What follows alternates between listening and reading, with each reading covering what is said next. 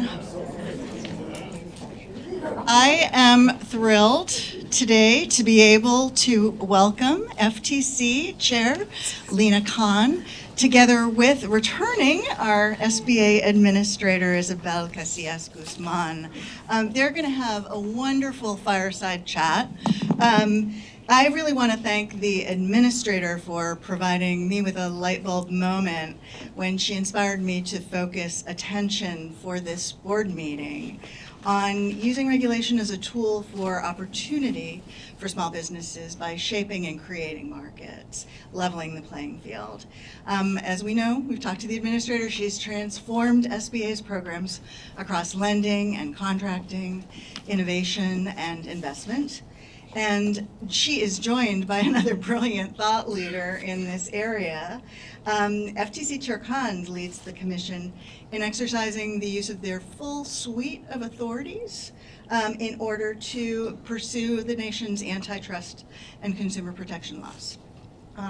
She's advanced a broad array of priorities, including scrutinizing dominant middlemen across sectors, protecting people's sensitive data for unchecked surveillance, fighting for America's right and access to affordable quality health care.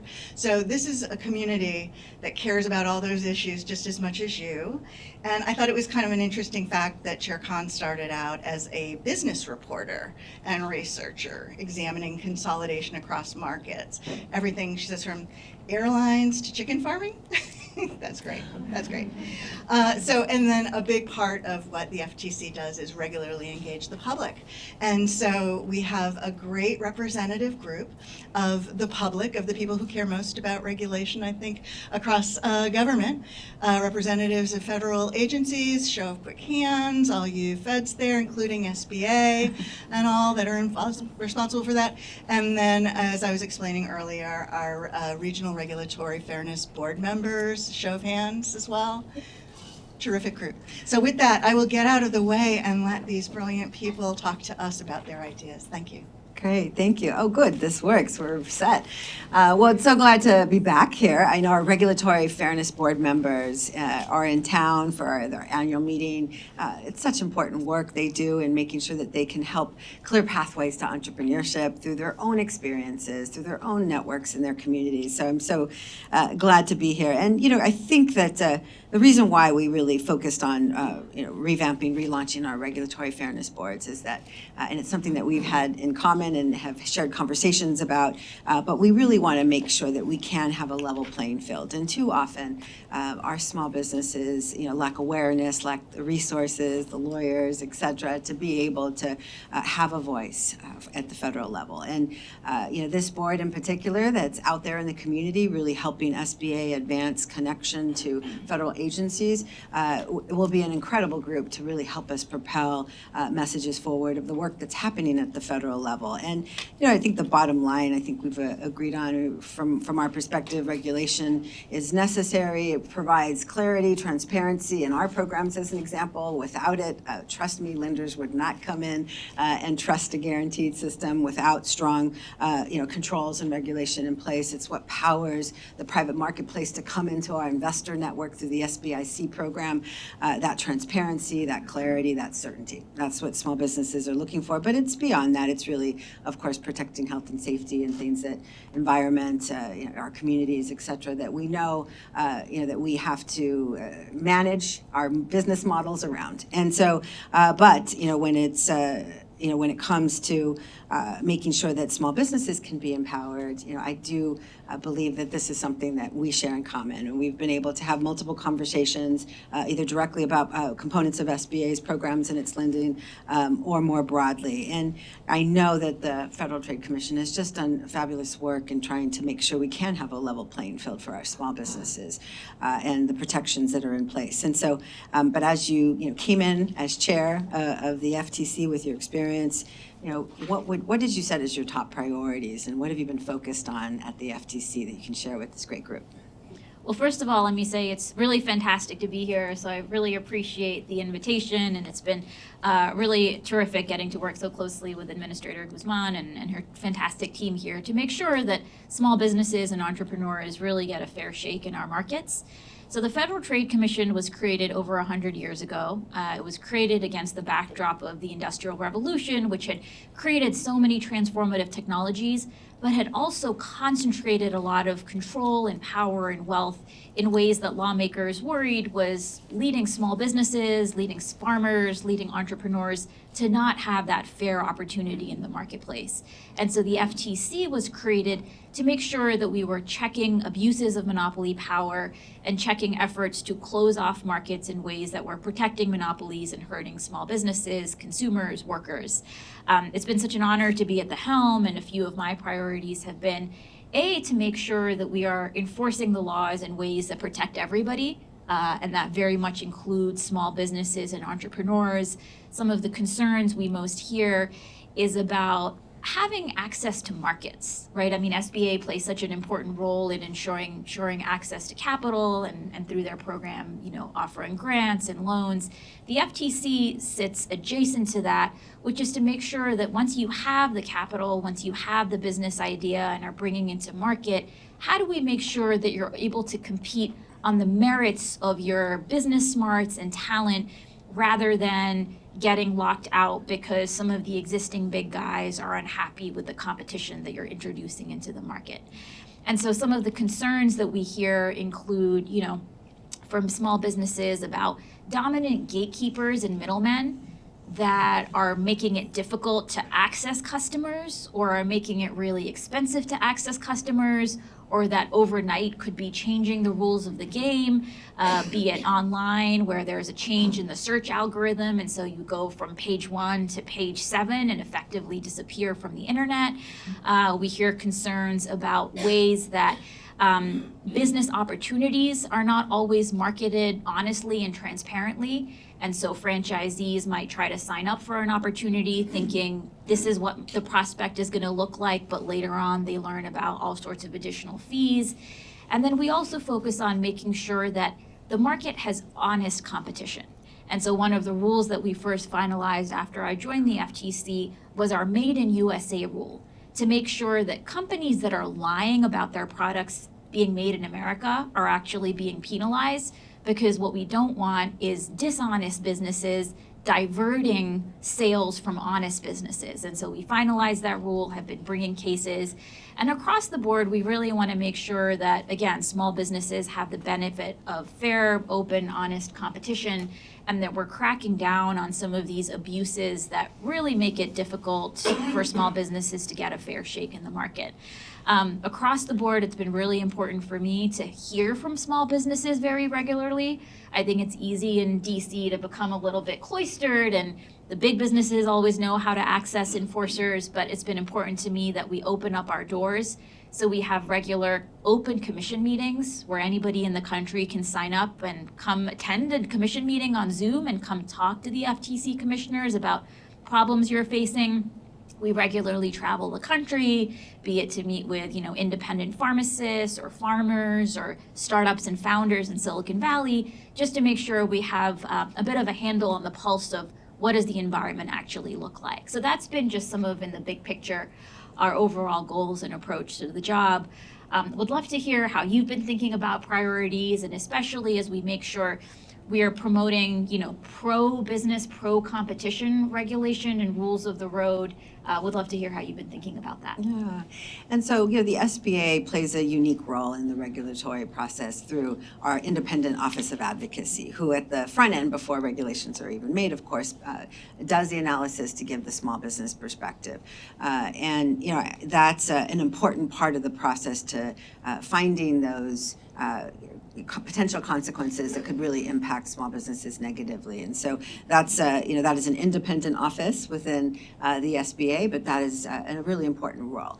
The Office of the Ombudsman is unique in that, the National Ombudsman, in that we are able to, then take the existing regulatory frameworks and help small businesses navigate it. And based on multiple conversations with innovators, for example, I've heard repeatedly that it's not sometimes just the capital that can delay their commercialization and hit to marketplace.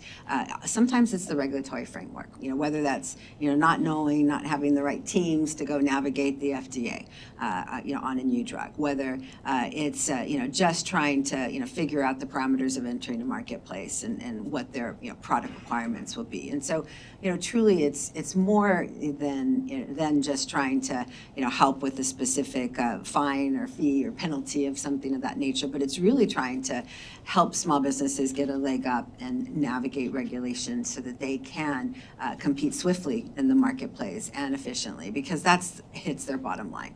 And we know small businesses don't come with this huge, capital behind them to be able to, splurge on the lobbyists or the lawyers to be able to expedite these processes for them. So it's really in the interest of spurring innovation more quickly, helping small businesses compete. We see it in the AI space in particular, where if you don't have the, large funds to access the, the data capacity, then, you're already at a disadvantage. So we're trying to, make sure that the Office of the National Ombudsman is able to be more holistic about really evaluating potential risks in the marketplace, as well as your everyday challenges that small businesses face. And that's why we relaunched these regulatory fairness boards, trying to get a diversity of thought leadership around the country that could come from innovative startups, manufacturers, and childcare industry, where we have huge gaps. And so, that's really been our goal. But it all comes back to, really trying to take advantage of this moment in the economy where we are seeing a small business boom.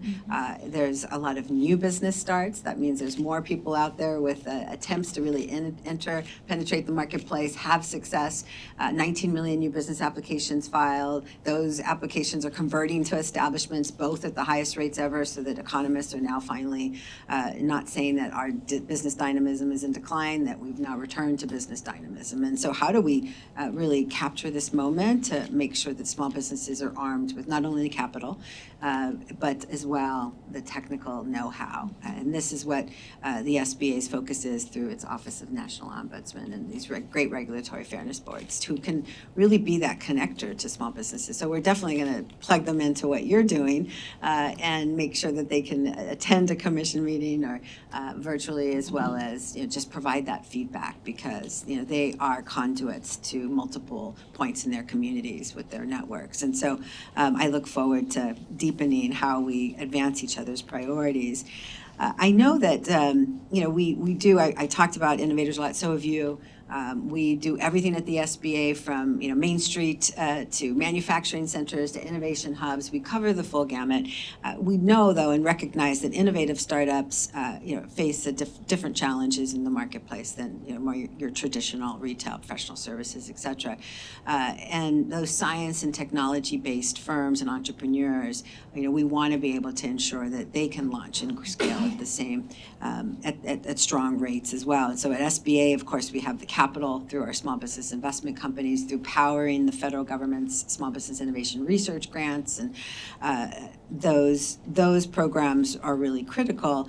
And I do think that the FTC has done some important work in terms of ensuring that the folks with great ideas out there could really go out and launch their businesses unfettered, unrestricted. And I know that I would love for you to share what people should know about what the FTC is doing to, in their past work, to really foster innovation and enable startups and innovative businesses to succeed, compete, and scale in their businesses.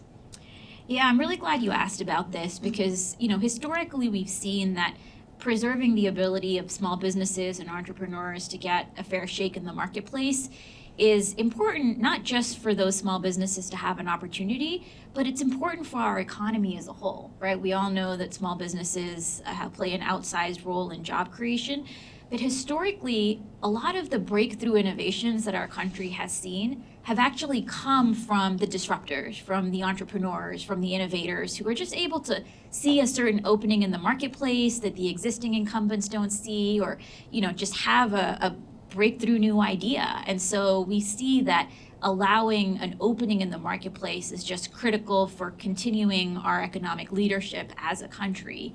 There have been a couple of things that have been particularly high priorities for us in terms of thinking about these innovative opportunities. One is making sure that businesses have access to talent. And one of the concerns we've seen over the last few years is that the role of non-compete clauses can actually prevent businesses from freely being able to hire the talent that they need. Just to give you a concrete example, a few years ago, we heard from a upstart in the glass manufacturing business.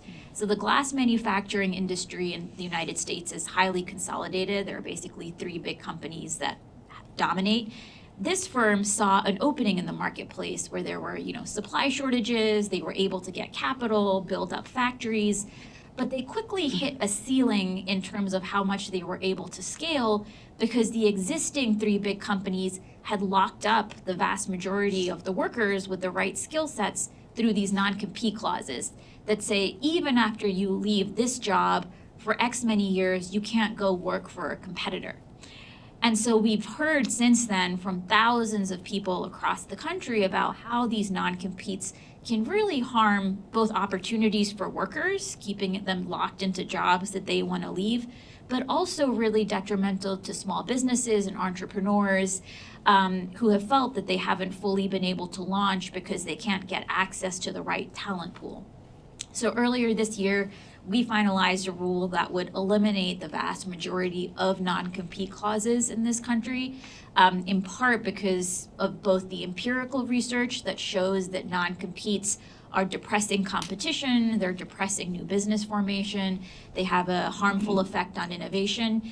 But in addition to that empirical evidence, we also just heard thousands of stories from people across the country, a lot of whom said, I work for an employer and I see an opening in the marketplace, right? Be it in, the freight industry, being in construction. I see that there's something my employer is not doing well, that if I launch my own business, I might have an opportunity to really meet that business need. But because of this really onerous non-compete, I'm not able to, and that's really harming my ability to be an entrepreneur. So we finalized this rule. It's been challenged by some big business groups, so it's currently, tied up in the courts, but we think it's really important that it be, finalized, go into effect so that our markets are not being clogged up because of some of these coercive contractual terms. The other big area that we've been focused is AI and these digital markets. Some of these new AI tools can provide a lot of opportunity, but we want to make sure that these opportunities are being provided to everybody. I think one thing that's interesting about this AI moment is historically a lot of the technological innovations that have happened have come through the disruptors. But this is a moment where so many of the AI tools are, so high capital and are so costly that it could be that the existing incumbents get a leg up in terms of their, better access to cloud computing, their better access to the data and the models. And especially when you see vertical integration, so that the same company that has privileged access to chips is the same company that owns the cloud computing, that's the same company that owns the models, you can sometimes see conflicts of interest, right? In terms of small businesses or entrepreneurs not getting access on the same terms that the big companies are. And so we've been scrutinizing that. We're scrutinizing some of these investments and partnerships that the big incumbents are making into some of these smaller AI companies. We've also been scrutinizing mergers and acquisitions. So one of the first mergers that the FTC blocked after I joined was NVIDIA's attempted acquisition of ARM, which would have been the biggest semiconductor deal in history. And the reason we thought that was anti-competitive is because if it went through, there was a risk that competitors would not have the same access to some of these key semiconductors, and that would really hurt the development of next generation technologies.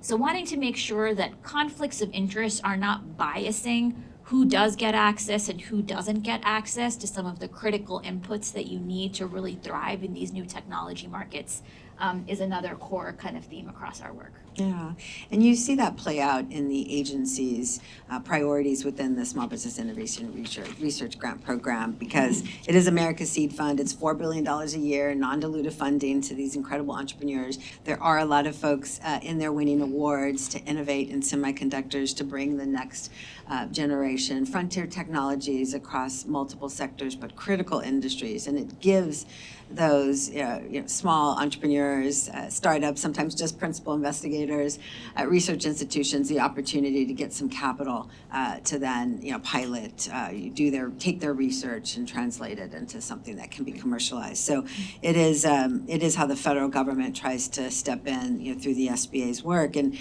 we've tried to fix our capital requirements too, because these things are expensive. So we've reformed completely with simplification of our regulations in the small business investment company portfolio to incentivize venture capital, which we started this program because the Federal Reserve identified gaps in specifically venture and equity injections.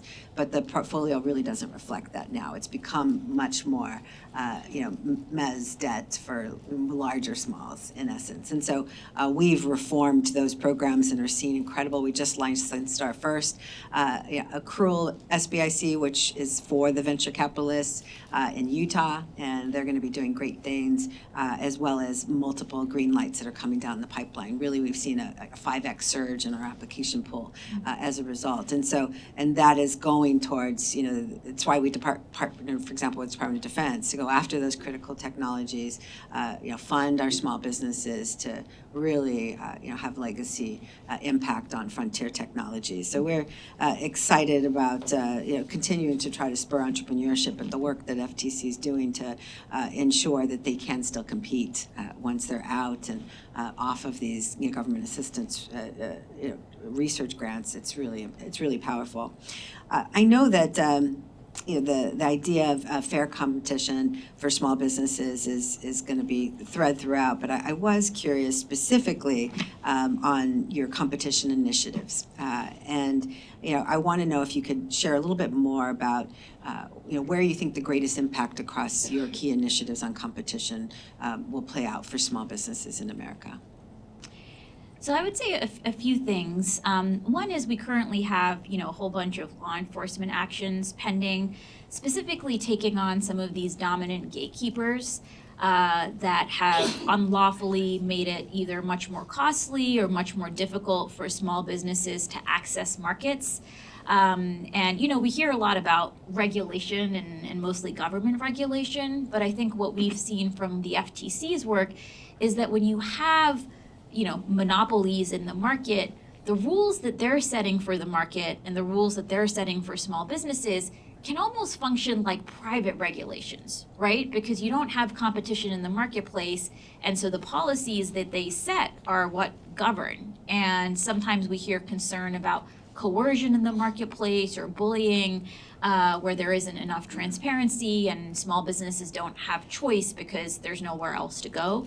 So we have some lawsuits pending that are taking on those set of illegal anti-competitive practices. More generally, we've also been very focused on wanting to make sure that when opportunities to small businesses or entrepreneurs are being marketed, that there's total honesty there. Because, a lot of times when you're standing up a franchisee or building up one of these, opportunities, pursuing them, you're undertaking an enormous investment, right? And so you should have full clarity about what are potential challenges in the marketplace, what should be your expected revenue stream. The FTC enforces something called the franchise rule, which governs franchisor-franchisee relationships and wants to make sure that franchisees are getting full and open disclosure on the front end. We've been hearing certain concerns from franchisees about, potentially unfair junk fees that get tacked on at the end, or certain types of, gag clauses in the contract that prevent them from talking to the government or even talking to other franchisees. So we've been putting out guidance in the marketplace to make that clear. And overall, we've been, wanting to ensure that there is just a base level of honesty in the marketplace. And so small businesses are not getting targeted with, money-making scams or fraudulent schemes. The last thing I'll note is, the FTC enforces the consumer protection laws, but small businesses can be customers too. And so sometimes we can see a gap in the rules in place where, for example, consumers enjoy a lot of protections, some protections when it comes to credit reporting. So if they get a credit report that seems wrong, they have the opportunity to get more information, contest it. We've seen that there can be a gap where small businesses don't enjoy those same credit reporting protections. And so we've brought some lawsuits to, protect small businesses when they were getting erroneous credit reports. Similarly, we've seen that, the telemarketing rules protect consumers from telemarketing scams, but not necessarily small businesses. So we have some initiatives underway to extend consumer protections to small businesses to make sure that they're also covered. The last thing I'll say is, I'm very mindful whenever we're putting through a rule or regulation that we're doing it in a way that's not favoring the big guys over small, because we know that not all rules and regulations are created equal. And so rules that are enormously burdensome or really complicated or require, going to hire lots of lawyers to figure out how do you comply, those are always, from my perspective, less favorable than rules that are really clear, that are really simple, that make very transparent to everybody. What do you have to do to comply? What do you not have to do to comply? And it's that latter category of clear, simple, easy to comply with rules that are ones we want to go through, because we don't want to create mismatches in the marketplace through the rules that we're creating. That's great. I know that so often for small businesses, having that support, whether they realize it or not, that it's there, that it's working on their behalf. I hear similar concerns in the marketplace. And similarly, we see that one of the biggest way that the U.S. government can affect small business opportunities in the marketplace is through contracting. And how are we setting up those contracting arrangements? And would love to hear from your perspective, how you all have been thinking about making sure small businesses have a fair shot there. Yes, well, and this is something that President Biden wanted to lean into right away, using the power of the federal purse, especially as we're making these historic investments in America, whether that be infrastructure or manufacturing, supply chain, or the clean energy economy of the future. How can we use the power of the federal government and not only setting our agenda forward in the marketplace with those investments, but making sure that small businesses would be able to play a role and have access to those opportunities, that workers were able to benefit and advance and lift up from the bottom up and the middle out, our middle class. And so, for small businesses, the SBA's role is that, we are that voice and advocate through our Office of Government Contracting and Business Development to federal agencies in the small business procurement space in advancing the set-aside goals for our small businesses. We focus on ensuring that small businesses have a pathway, and we have seen a decline, unfortunately, in the 10 previous years to COVID. We saw 40% decline in small business participation in the marketplace. It's about 61,000 small businesses that are getting contracts in the marketplace in any given year, and so we've done a number of things to try to ensure that the marketplace is more accessible to small businesses. Part of it's capital, so focusing on fixing the capital and the technical assistance and know-how. But in the contracting space in particular, the Biden-Harris deployed a whole of government, pulled together all the agencies to come together to try to simplify access, which for small businesses meant reversing, in some cases, the trends for strategic sourcing and category management, where you're really creating these large contracting vehicles or large contracts that were too hard for small businesses to get a piece of, especially as a prime. And so we've automatically provided small businesses in socioeconomic categories a tier 2 status within category management. We've been able to create with GSA a special 8A schedule for our 8A set-aside program. We've been able to debundle a lot of contracts and aggressively going after increased small business goals. And as a result, we saw historic highs for small business spending last year. year, 179 billion nearly, and that was 15 billion more, over this time period. We've also seen high subcontracting goals, which are really key towards building experience and going to the next level. And it's about, as well, incentivizing. So our contracting officers are held to account within their performance for these small business goals, as well as tracking what we care about. So we started tracking agencies for new entrants. We started tracking for disaggregated data to make sure that we were fully taking advantage of all our small businesses in this country. And at a time when, I talked about the small business boom, but keep in mind it's being driven by women and people of color who are starting businesses at the highest rates. And if you see these trends amplify over the next 10 years, as they've been strong for the last 10 years, you're going to see a diversification of our small business base at an increasing pace. And so unlocking opportunities so that they know how to navigate the government marketplace will definitely benefit the agencies of having a more diverse and competitive industrial base from which to source. And so that's, we've really tried to lean into providing, unfettered access as much as possible. But it's also the training. And so we created Empower to Grow for our firms to get intensive training in the marketplace. We've tried to take out the barriers that SBA's put up within its certification regulations, simplifying our regulations across the portfolio, as we did as a lead-off with our veterans, creating what the veterans call the platinum standard of certifications, which is streamlined regulation in strong customer service, focusing on that great customer experience to get you to the end, and a technology platform that simplifies the process as well. So those investments we're now going to be making across all of our certifications. It's leading with the vets. Over half of them are eligible for multiple certifications. We want our small businesses to get multiple certifications. Right now, if you were to come to the SBA from a regulatory perspective, you'd have to go through a different process almost for every single one, even though I may ask for the same exact documents from each office. And so we're streamlining and making it easier for small businesses to access this program. So, all those changes really drive towards trying to just increase competition, reverse that downward trend of new entrants, of more small businesses engaging in the marketplace, because the federal agencies need a diverse supplier base to be able to succeed into the future and really solve problems for our country into the future and become more globally competitive. So that's really what we've leaned into. Yeah, that's such an important point. And I think, one thing that was on full display during the pandemic in particular was how, concentration and consolidation can also create a lot of risk.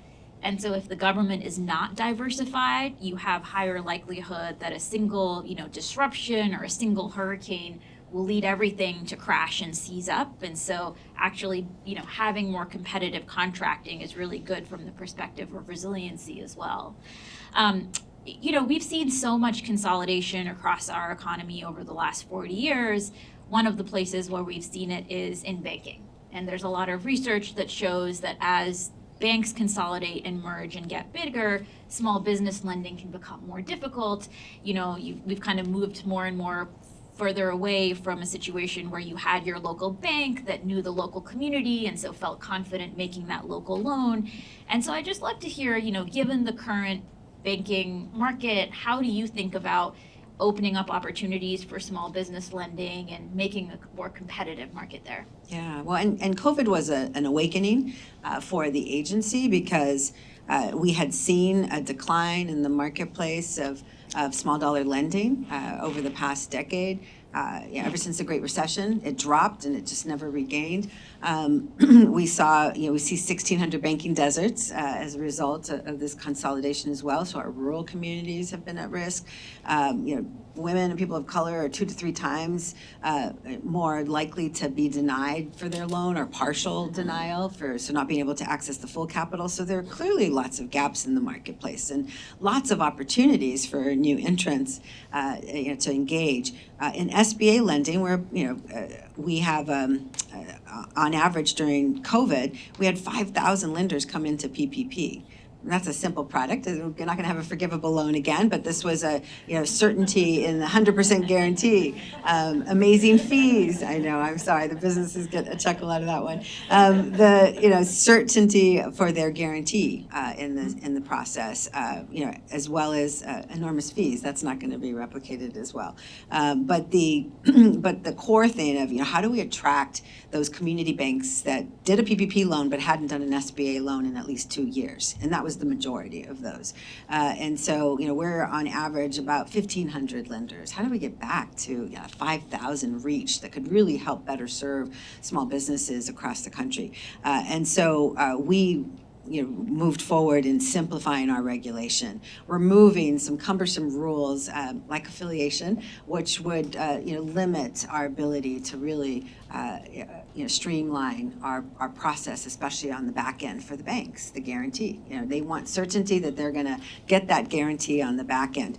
And so the complexity you add to the system makes them unsure. They have to answer so many multiple questions to be able to get through that application with the small business. So it's all about simplifying our regs to try to attract more small banks back into the system. And I worked for a startup bank that I advised, and I know we had to hire a policy wonk just to get through the SBA SOP and understand what we were doing. And so it's truly about that goal. But in addition to simplifying, we had to invest in technology. Obviously, massive fraud attacks. We wanted to make sure that the SBA was positioned to be able to pre-screen for eligibility and fraud controls at the front end to help support these lenders. And all of these changes have led to a reversal in that decline in small dollar lending. We've seen as much as a 40% increase in small dollar lending. We've seen increases across our underserved portfolio, which is women, people of color, rural, LMI, veterans, as well as startups in general, anyone who's 2 years and under.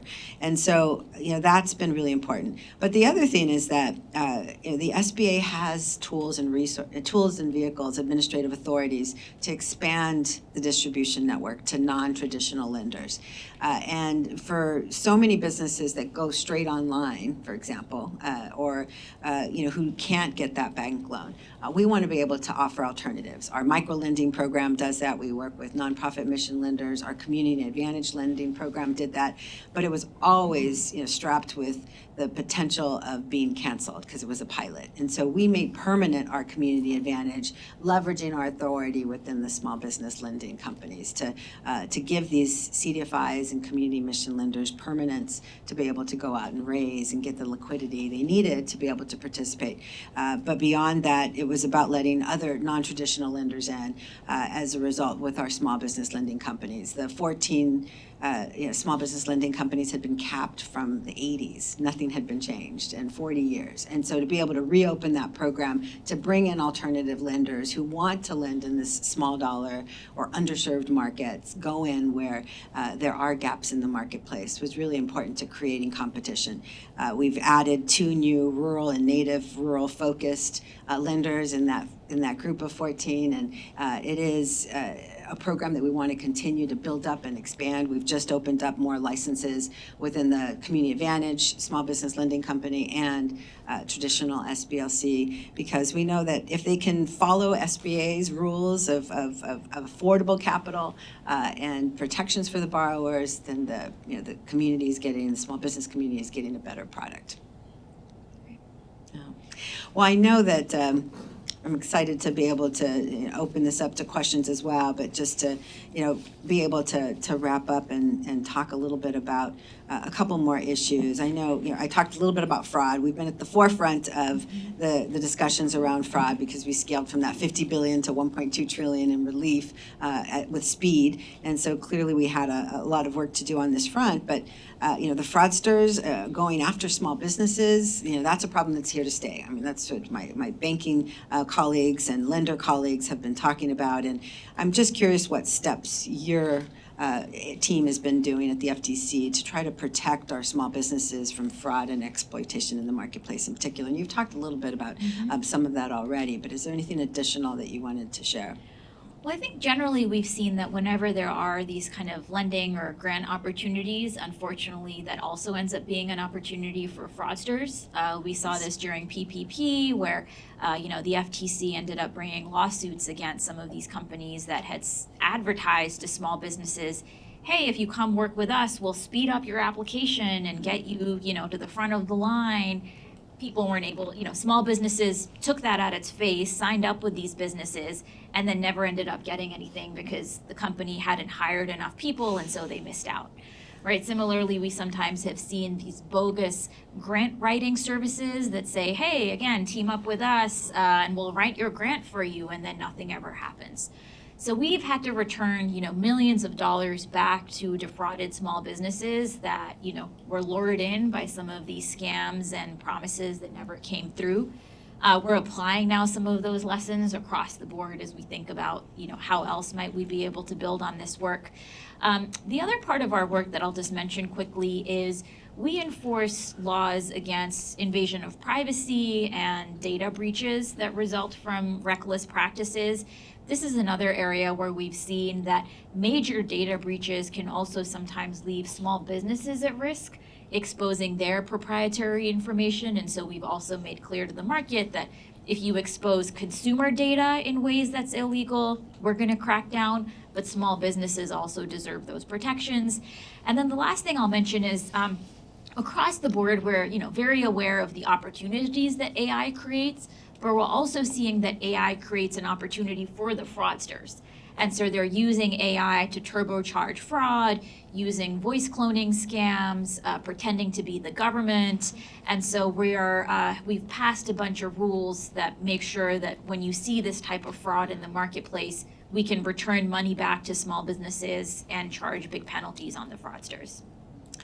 Well, then to my last question, and I know, this is about our partnership and collaboration going forward, because clearly we want small businesses to be empowered by the work of the FTC and be connected to it, to know how to tap into the resources that the FTC offers, but also how to inform and provide insights. And so I'm wondering how SBA, all of the leaders across the federal agencies, even who are here, and the small businesses across the country can really connect with the FTC and provide insights, and what other help on initiatives to be more successful would you seek from this group? Well, look, I'll say, I think our partnership has already borne a lot of fruit from the FTC's perspective. I mean, especially relating to some of the PPP fraud that we saw in the marketplace, some of the concerns that we've seen from franchisees, and so continuing to strengthen and deepen those ties. The work that the Regional Regulatory Fairness Board does is just so essential, and I think continuing to find ways for us to be hearing from you all about what are you seeing in the marketplace. We've heard about how the last few years have been so incredible from the perspective of small business formation. The FTC's job is to make sure that those small businesses actually get a chance to scale and thrive in the marketplace, right? So it's not just step one of getting the capital and putting the shingle out, but how do we make sure that there isn't abuse in the marketplace that is preventing small businesses from being able to compete on a level playing field. So, we'll make sure we share our contact information far and wide. As I mentioned, we do these regular